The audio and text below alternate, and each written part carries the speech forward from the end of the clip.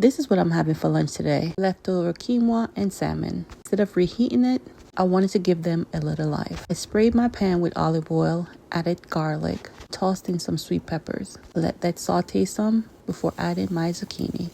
Once that's in, I sauteed a bit before seasoning. Start with salt and pepper, then Italian seasoning, some oregano, and last some red pepper flakes. I did not measure this, but I would start with about 1/4 teaspoon or less, depending on how much zucchini you have in your pan. Let it saute some and steam together. I cover it briefly with a pot for about a minute or two just to get it steaming properly.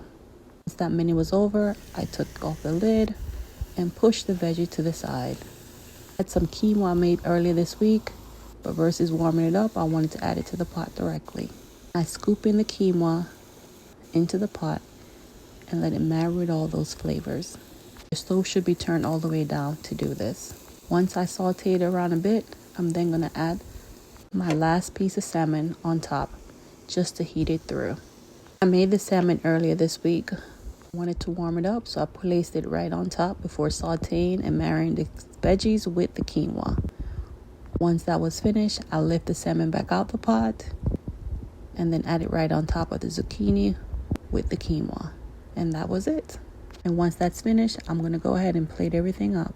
I scooped out the quinoa and the zucchini into a bowl, then finally adding the salmon on top. Finished the plate with some cherry tomatoes from my garden, some green onions, and topped it with a piece of lemon. It started as leftovers, turned into this warm, colorful dish. Light, flavorful, and so satisfying. Thank you so much for watching.